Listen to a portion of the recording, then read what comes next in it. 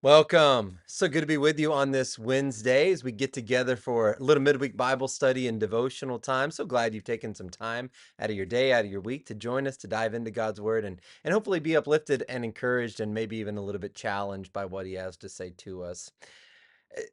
Don't believe everything you hear. How many of you heard that when you were growing up from your parents or maybe a grandparent or someone trying to give you advice? Don't believe everything you hear, right? And honestly, whether you heard it back then, it's still good advice, right? Don't believe everything you hear just because you hear it. Especially when it comes to like seeing things on TV. I think that's generally where we thought about it or on the internet. Like, don't believe everything just because it's out there in the space, right? Because we have a world full of voices, right? And a lot of people speaking a lot of different things, and social media voices, and cultural voices, and political voices, and spiritual voices saying all different kinds of things. And everybody has an opinion, and everybody has a message, and everybody wants to tell you what truth is and isn't, and what matters most, and what doesn't matter, and how you should live your life.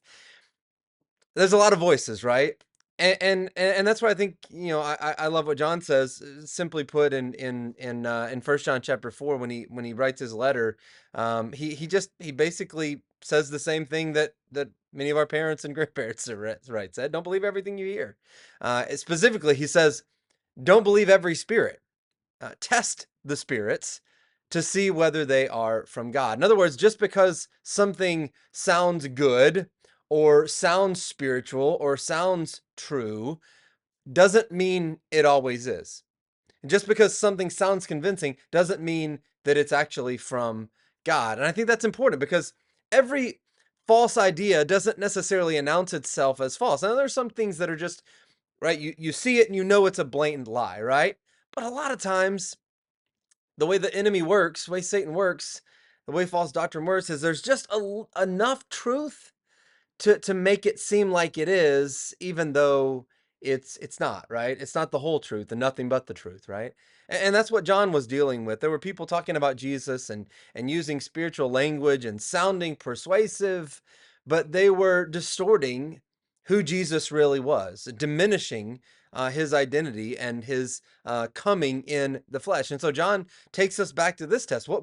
If something's true or false, let's just dumb it all down. Let's uncomplicate things, right? What do they do with Jesus?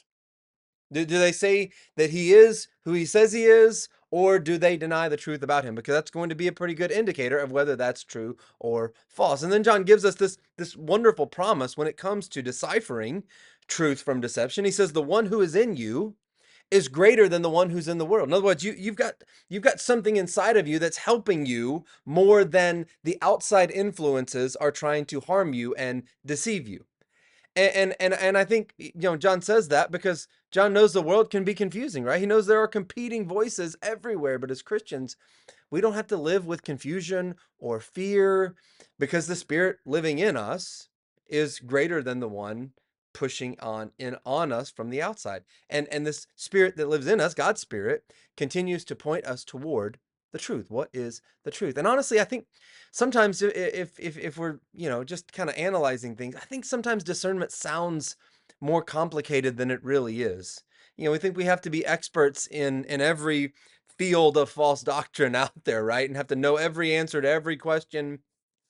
And obviously, we always want to keep growing in our knowledge of the truth and, growing in how we can answer those questions that people have that maybe even we ourselves struggle with from time to time. We want to keep growing in that as much as we can.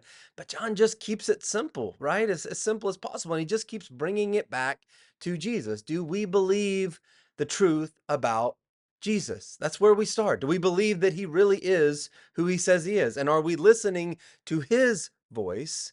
Are we letting his truth shape us more than the voices around us? Because whatever voice you listen to long enough eventually starts shaping how you think and how you live and what you believe.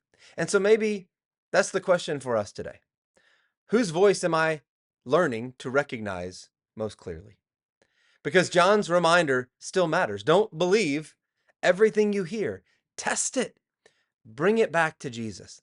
And remember that the Spirit of God within you is greater than anything competing for your heart and your mind in this world. So listen to and be led by Him.